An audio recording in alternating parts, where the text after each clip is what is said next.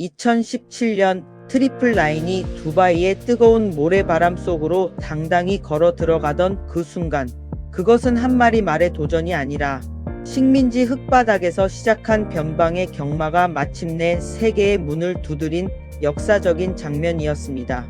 1부에서 우리는 가난과 전쟁을 견딘 태동기를, 2부에서는 우리 손으로 우리 말을 길러낸 자존심의 시대를 봤죠.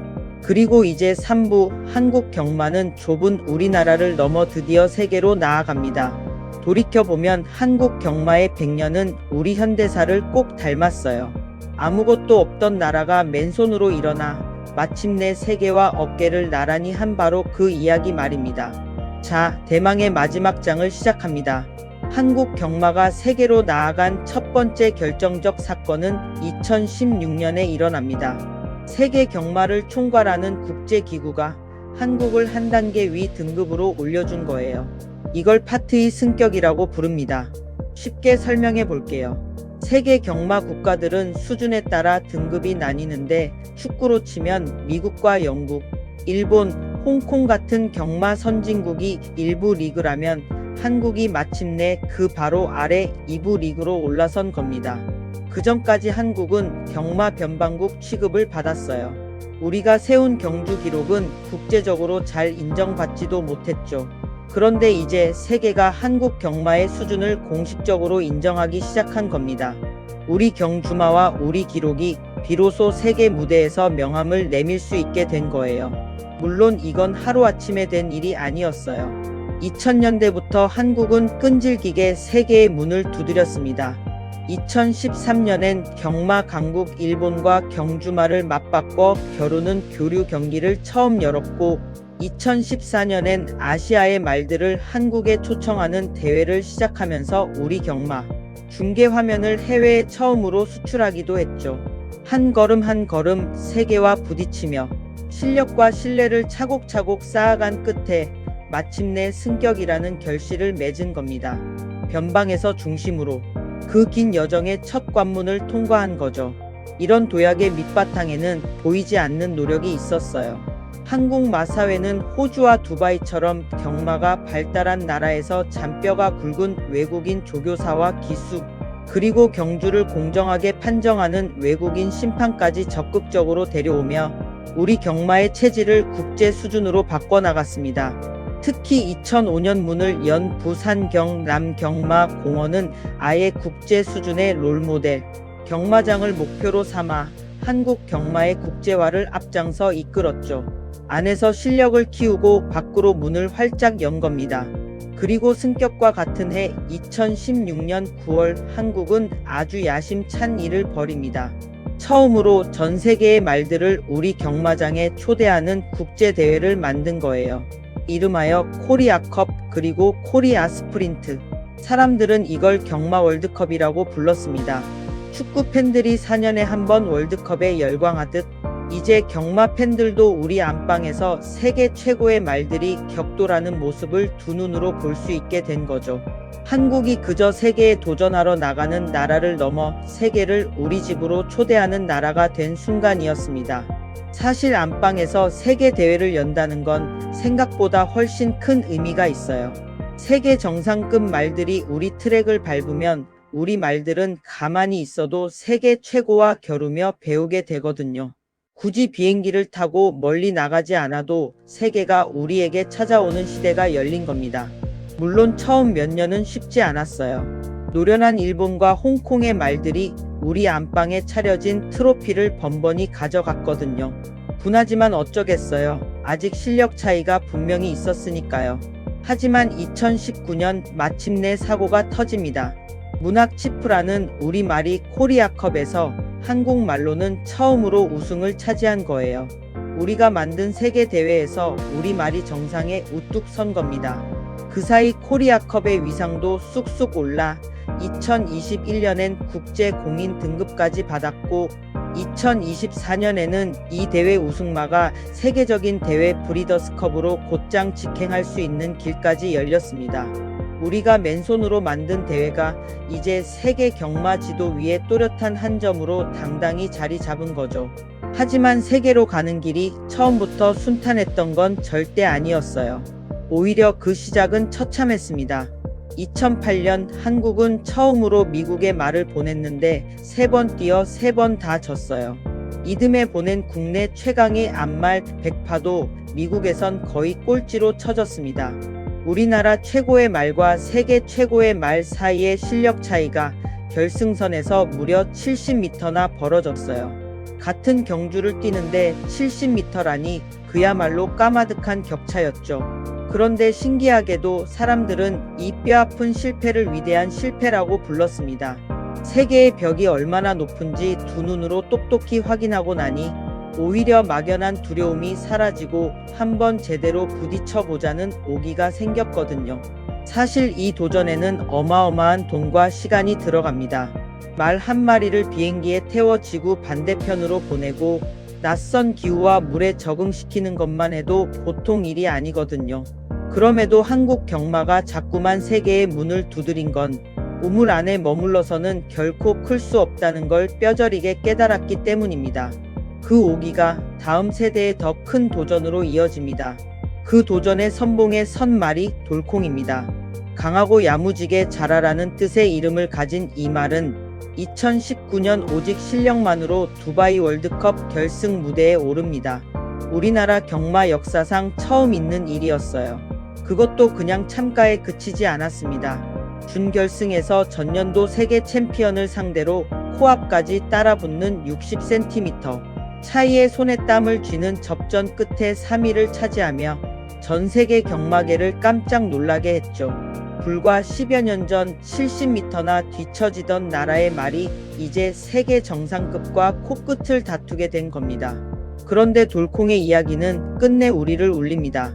2023년에 어느 새벽 훈련을 하던 중에 앞서가던 말들이 갑자기 넘어졌고 미처 피하지 못한 돌콩이 그 사고에 휘말려 크게 다치고 맙니다.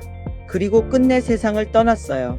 세계를 놀라게 했던 그 당찬 도전자의 너무나 안타까운 작별이었습니다. 그래도 도전은 멈추지 않았어요. 같은 2019년 블루치퍼라는 말이 미국의 큰 무대 브리더스컵에서 3위에 오릅니다.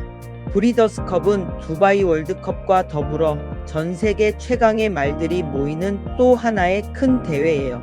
그리고 마침내 한국 경마 도전사의 정점을 찍는 말이 등장합니다. 닉스고. 그런데 이 말은 사연이 좀 특별해요. 닉스고는 미국에서 태어나 미국에서 훈련받은 말입니다. 다만 그 주인이 다름 아닌 한국마사회였어요. 한국마사회가 어떤 혈통끼리 만나야 가장 빠른 말이 나오는지를 유전, 과학으로 분석하는 K닉스라는 프로젝트를 통해 직접 골라 키운 말이었죠. 그렇게 탄생한 닉스고는 2020년 브리더스컵에서 코스 최고 기록을 갈아치우며 우승하고 이듬해인 2021년에는 마침내 세계 경주마 랭킹 1위에 오릅니다. 100년 전 동대문 흙바닥에서 시작한 변방의 경마가 마침내 세계 정상에 우리 이름, 석자를 올린 순간이었습니다. 이 K닉스 프로젝트가 중요한 이유가 있어요. 그동안 우리는 좋은 말을 얻으려면 비싼 외국 말을 사오는 데만 기대야 했거든요. 그런데 이제는 과학의 힘으로 우리가 직접 세계 최고의 말을 설계하고 길러낼 수 있다는 걸 닉스고가 증명한 겁니다. 물고기를 사다 먹던 나라가 마침내 물고기 잡는 법을 터득한 셈이죠. 이렇게 세계 무대를 향한 도전이 이어지는 동안 국내 경주로에서도 새로운 강자들이 끊임없이 등장했습니다. 대표적인 말이 위너스맨이에요. 이 말은 한 해의 최강자를 가리는 연말 챔피언전 그랑프리를 2년 연속 제패하며 국내 최강의 자리에 우뚝 섰습니다. 화려한 세계 도전이라는 빙산의 일각 아래에는 이렇게 매주 국내 무대를 묵묵히 뜨겁게 달군 수많은 우리 말들이 있었던 거죠. 자, 이쯤에서 꼭 만나야 할 한 사람이 있습니다. 이 격동의 100년을 만약 단 한 사람으로 압축한다면 우리는 한 기술을 떠올리거든요. 사람들이 경마 대통령이라고 부르는 사나이 박태종입니다. 충청북도 진천의 시골 소년이었던 그는 어릴 적엔 경마 기수라는 직업이 세상에 있는지조차 몰랐다고 해요. 그러다 1987년 22살의 나이에 처음으로 경주마 위에 올랐고 이내 한국 경마를 대표하는 최고의 기수가 됩니다. 하지만 그의 길도 결코 순탄하지만은 않았어요. 1999년엔 달리던 말에서 떨어져 뒤따라오던 다른 말의 발굽에 허리를 밟혀 척추가 부러지는 큰 사고를 당합니다.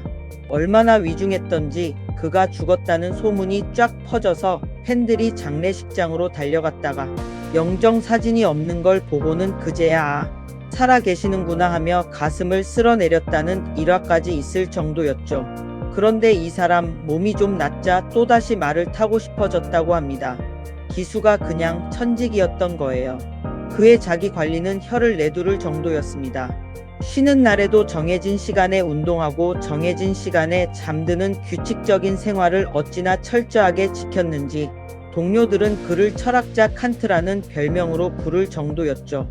그렇게 자기를 끝없이 갈고 닦은 끝에 2016년 그는 한국 기수로는 처음으로 통산 2000승이라는 전무후무한 고지에 오릅니다. 하지만 그는 거기서 멈추지 않았어요. 그가 처음 출발선에 섰을 때 곁에 있던 동료들은 이미 오래전에 다 은퇴했고 그가 가르친 후배들이 어느새 중견 기수가 됐는데도 박태종은 50이 넘은 나이까지 여전히 정상급 기량으로 트랙을 누볐습니다. 나이는 숫자에 불과하다는 말을 온몸으로 증명한 거예요.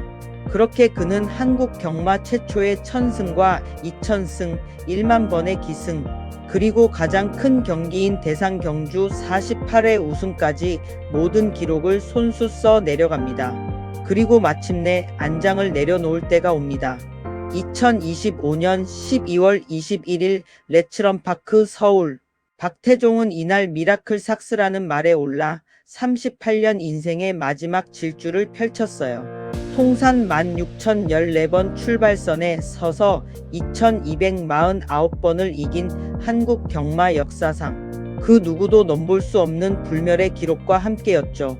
다시 태어나도 기수를 하겠다던 그 작은 거인의 마지막 질주에 경마장을 가득 메운 팬들은 모두 자리에서 일어나 박수를 치며 뜨거운 눈물을 훔쳤습니다. 일주일 뒤에는 그를 위한 은퇴식과 팬미팅까지 따로 열렸죠. 경마가 곧 박태종이고 박태종이 곧 한국 경마였던 한 시대가 그렇게 막을 내린 겁니다. 생각해보면 박태종 한 사람의 38년은 곧 한국 경마가 변방에서 세계로 나아간 38년과 정확히 겹칩니다. 그가 처음 안장에 오른 1987년의 한국 경마와 그가 안장을 내려놓은 2025년의 한국 경마는 그야말로 하늘과 땅 차이였죠. 한 사람의 일생이 한 시대의 성장통과 영광을 고스란히 품고 있었던 겁니다. 한 시대를 지킨 노장은 박태종만이 아니었어요. 2023년에는 김기배라는 기수가 한국 경마 사상 처음으로 정년을 꽉 채우고 은퇴하는 기록을 남깁니다. 무려 44년, 환갑이 넘은 나이까지 손주뻘 되는 젊은 기수들 사이에서 묵묵히 말을 몰았던 노장의 투혼이었죠. 화려한 우승 기록보다 끝까지 자기 자리를 지킨 그 꾸준함이 더 큰 감동을 줬습니다. 이렇게 평생을 바친 사람들이 있었기에 한국 경마의 100년이 흔들림 없이 여기까지 이어져 온 겁니다. 사실 경마장의 진짜 주인공은 박태종 같은 스타 기수만이 아니었습니다. 카메라가 비추지 않는 새벽, 묵묵히 말에 다리를 주무르고 땀을 닦아준 수많은 조교사와 관리사들, 그 보이지 않는 손길들이 있었기에 모든 영광의 순간이 비로소 가능했던 거예요. 그런데 화려한 기록만이 사람을 울리는 건 아닙니다. 변변한 트로피 하나 없이도 누군가의 가슴에 영원히 남은 말이 있거든요. 라이언 록. 이 말은 앞서 만난 전설 트리플 라인과 아버지와 어머니가 똑같은 친형제였습니다. 데뷔 전부터 멋지게 우승하고 최고 등급까지 올라간 결코 약하지 않은 말이었어요. 그런데 세상은 자꾸 이 말을 그저 트리플 라인의 동생으로만 봤습니다. 위대한 형과 끊임없이 비교하며 형만 못한 아우라고 깎아내렸죠. 그 차가운 시선은 말에게도, 그리고 그 말을 끝까지 믿었던 조교사 이신우에게도 함께 쏟아졌습니다. 하지만 한 사람과 한 마리는 그 모진 시선을 묵묵히 함께 견뎌냈어요. 결국 라이언 록은 큰 경기 우승은 끝내 한 번도 해보지 못한 채 얼마 전 마음껏 당근을 먹을 수 있는 별나라 당근별로 떠났습니다. 하지만 끝까지 곁을 지킨 이신우 조교사에게 라이언 록은 그 어떤 챔피언과도 바꿀 수 없는 말이었어요. 그는 라이언 록을 잃은 슬픔과 그 끝에서 비로소 다시 자기 자신을 찾은 이야기를 한 권의 책에 눌러 담았습니다. 그 책의 제목이 바로 너를 잃고 나를 얻다입니다. 그렇게 라이언 록은 지금도 이신우 조교사의 심장 속에서 불멸로 살아 숨쉬고 있습니다. 1등이 아니어도 가장 사랑받은 말은 이렇게 영원히 사는 겁니다. 자, 그럼 지금 한국 경마는 어디까지 와 있을까요? 100년을 쉼 없이 달려온 한국 경마는 이제 어엿한 산업으로 자리 잡았습니다. 집에서 휴대폰으로 즐기는 온라인 막권이 도입됐고 환하게 불을 밝힌 밤 경마도 열립니다. 우리 경주 장면은 이제 전 세계 20개가 넘는 나라로 수출되는 어엿한 K 콘텐츠가 됐어요. 그리고 세계를 제패했던 닉스고는 2025년 마침내 한국으로 건너와 다음 세대를 낳는 아빠 말, 그러니까 시수말이 됐습니다. 세계 최고의 유전자가 이제 우리 목장에서 한국 경마의 미래를 길러내기 시작한 거죠. 그런데 한국 경마가 달려온 100년은 트랙 안에서만 빛난 게 아니었어요. 경마로 거둬들인 수익의 상당 부분은 세금과 기금이 되어 우리 사회 곳곳으로 되돌아갔습니다.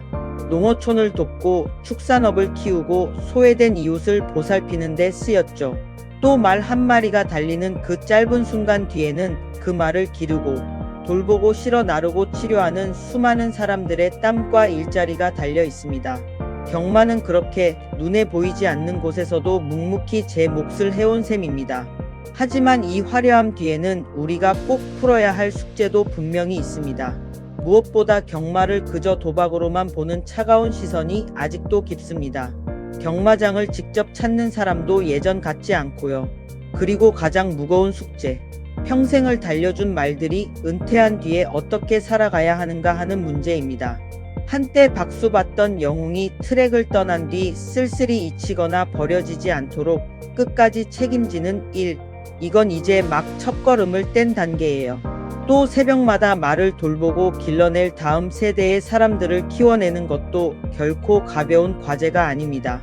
여기에 경주마의 동물 복지를 더 세심히 챙기는 일, 그리고 새벽부터 말과 함께하는 종사자들의 땀을 제대로 대우하는 일도 빼놓을 수 없는 숙제죠. 그래서 한국 경마는 경마라는 좁은 틀을 넘어서려 하고 있습니다.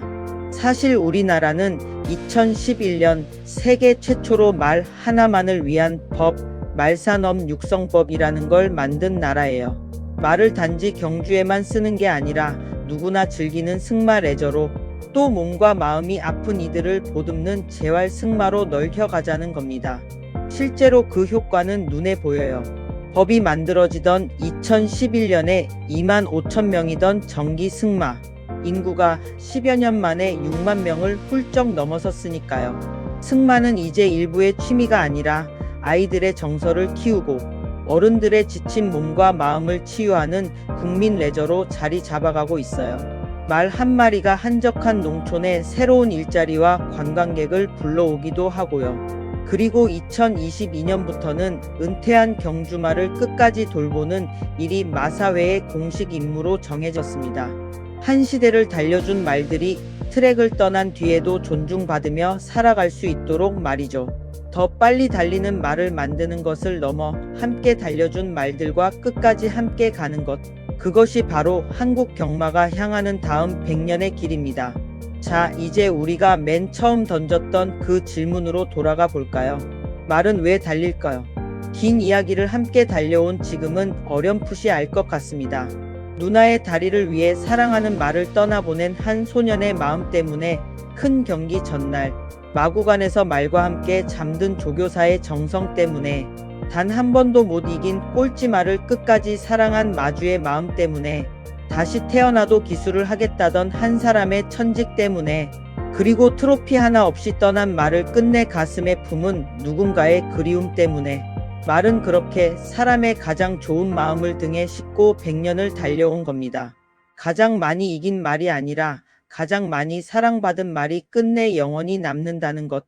그것이 바로 한국 경마 100년이 우리에게 들려주는 이야기입니다. 그리고 이 이야기는 내일도 또 누군가의 가슴 속에서 멈추지 않고 달릴 겁니다. 지금까지 한국경마대 서사시였습니다. 긴 여정을 함께 해주셔서 진심으로 고맙습니다.